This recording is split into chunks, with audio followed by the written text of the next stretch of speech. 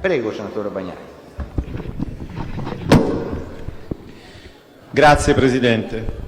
Signor Presidente del Consiglio, Marx è morto, Dio è morto e anch'io non mi sento troppo bene. Con queste parole Ionesco constatava e sdrammatizzava in qualche modo la morte delle ideologie, salutate da molti come l'apertura di spazi di libertà, di spazi di azione politica svincolati da schemi concettuali preordinati.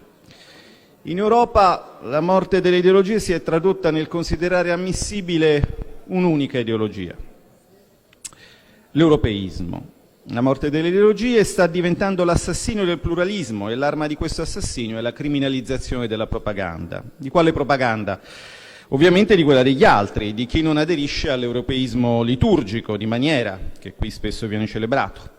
Questa evidenza si impone alla lettura della Joint 2018-36, uno dei documenti in esame al quarto punto dell'ordine del giorno del Consiglio. Lo scopo dichiarato è apparentemente nobile, la lotta alla disinformazione. Chi vorrebbe più disinformazione? Chi vorrebbe, peraltro, non so, più inquinamento?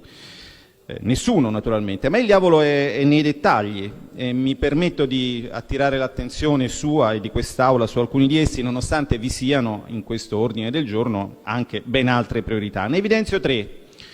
Il documento si propone esplicitamente di combattere contenuti di cosiddetta disinformazione legali, sottovaluta il ruolo dei media tradizionali ed è totalmente opaco sul reclutamento e valutazione dei cosiddetti fact-checkers indipendenti, gli alacri funzionari del Ministero della Verità europeo. Andiamo al punto 1. Perché mai si dovrebbero combattere contenuti legali? Nel mondo in cui io e lei siamo cresciuti, i comunisti facevano propaganda per il comunismo, i socialisti per il socialismo, i liberisti per il liberismo, a meno di errori. Un socialista può legittimamente trovare discutibile l'idea che i mercati sanino ogni male del mondo, ma non per questo vorrà considerarla disinformazione, la considererà o una sciocchezza o propaganda.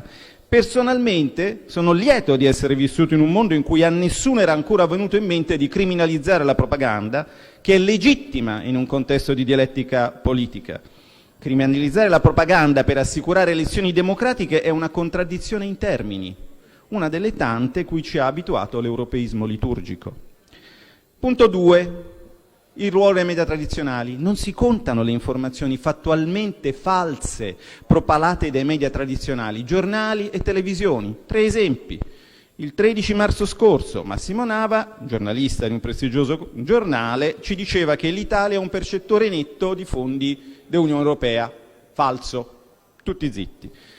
Il 27 gennaio del 2015, durante Ballarò, un altro giornalista, Massimo Giannini, diceva che il debito pubblico della Grecia era al 125%, poi è salito al 300%, ma con la cura della Troika è sceso al 175%. Peccato che al 300% non ci sia mai arrivato e che quella cura abbia effettivamente portato il debito dal 125 al 175%. Una fake news sui media tradizionali. Vogliamo ricordare, andando ancora indietro, il Corriere della Sera del 2 aprile 2014, tanti disoccupati come nel 1977, peccato che nel 77 erano la metà. La propaganda sui media tradizionali è più, non meno insidiosa di quella condotta sui social, per 2 precisi motivi. Intanto perché si ammanta di un'aura di posticcia credibilità, normalmente chi disinforma sui media tradizionali è iscritto a un albo o roba di questo tipo. E poi perché è indirizzata a fasce di popolazioni che sono intrinsecamente più fragili, come ad esempio gli anziani, proprio perché la distanza dal web non consente loro di accedere alle fonti primarie. E allora andiamo al punto 3. Chi sono i fact-checkers? Un minuto. Se il buongiorno si vede dal mattino c'è da rabbrividire. Basta pensare a chi c'è nel comitato di alto livello dell'Unione Europea per la lotta alla disinformazione.